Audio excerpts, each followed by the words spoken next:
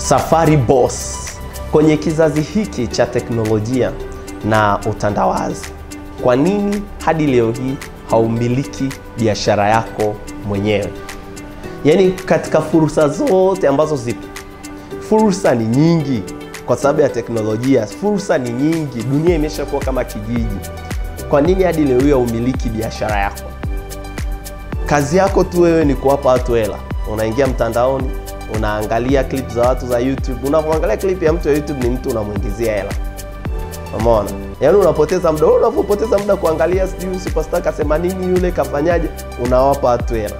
Akati kupitia simu yako hiyo iwe ni yani simu yako hiyo iwe ni iPhone, iwe ni Samsung, iwe ni yani hata kama ni smartphone ya 180,000, unaweza ukaingiza hela na ukaacha kuwapa watu hela tu. Yaani wewe kila siku ni kuwapa watu hela, unawatajirisha wengine. Jipende. Jiunge leo na Safari Boss. Tukuonyeshe ni namna gani utaanza kuingiza fedha. Utaanza kuingiza hela kupitia simu yako. Kuingiza hela mtandaoni bila mtaji wowote. Yaani utaanza kuingiza fedha na tunakuhakikishia utaingiza fedha si kidogo, fedha nyingi sana. Wewe jiunge nasi tukupe haya maarifa. Kwa maana hata na sisi tunachokupatia ni maarifa tu. Yaani kuna ufahamu tunakuwekea. Ukishajua hiki kitu, basi na unaanza kuingiza hela. Na unaingiza dola. Yaani unaingiza hela nyingi, kwa maana unaingiza hela kwa pesa ya kigeni. Kitu ambacho ukijui ni kwamba huna maarifa. Kuna maelekezo hujayapata bado.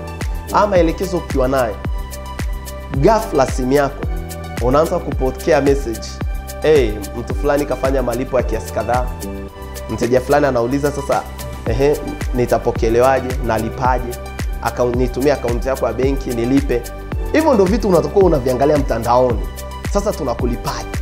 Sasa na benki yako, hebu nitumie jina la benki yako na account number niweke malipo.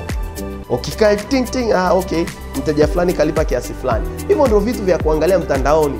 So kuangalia watu wanafanya ma TikTok yao huko, hivyo unapoteza muda, haupati chochote, hautajiriki, zaidi sana unakuwa tu umefurahi na umecheka. Kwa hiyo ni lazima ukubali kubadilika. Ukitaka kubadilisha maisha yako, ukitaka kubadilisha kipato chako, unaanza kwa kubadilisha akili yako. Changamoto ni akili yako tu inajua nini.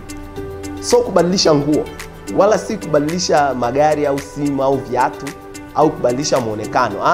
Kama kweli unataka maendeleo na unataka ubadilishe maisha yako, badilisha fikra zako.